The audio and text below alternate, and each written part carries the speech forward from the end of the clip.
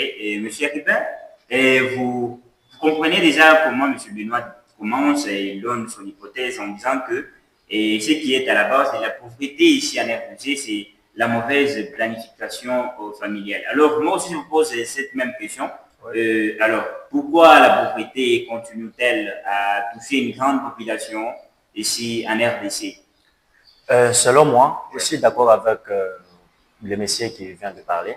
Maintenant, le problème, c'est que nous Congolais d'aujourd'hui, nous avons tendance à donner faiblesse à des faibles structurations politiques, mais on oublie quelque chose de très capital. Oui, c'est quoi la chose de très capitale? Et la chose très capitale, c'est que c'est l'homme d'abord.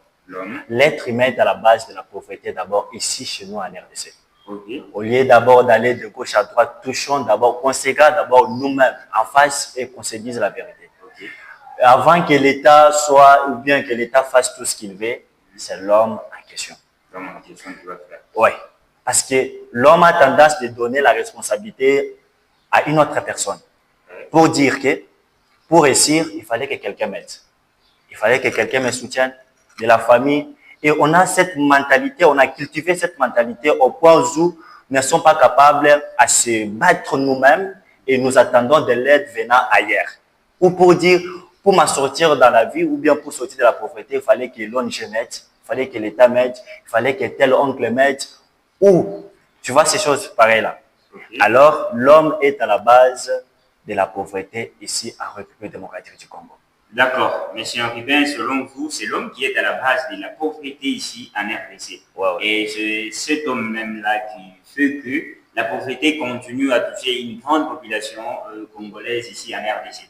Alors, monsieur Benoît, vous nous avez dit de le départ que c'est la planification mauvaise familiale qui est à la base ou bien du fait à ce que la pauvreté continue à toucher une grande population congolaise.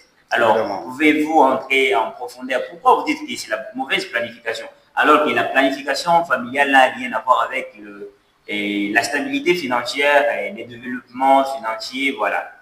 Pourquoi vous avez dit que la planification qui est mauvaise familiale, c'est ce qui est à la base, ou bien celle qui fait que la pauvreté continue à toucher une grande population congolaise? Ça va, je vais développer avec un exemple.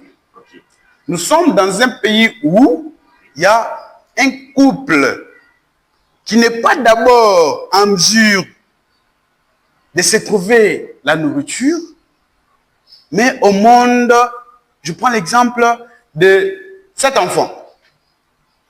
Bon, désolé aux familles ou soit aux couples qui ont 7 enfants, ce n'est pas une manière de les discriminer, mais on parle de ceux-là qui n'ont pas assez de moyens.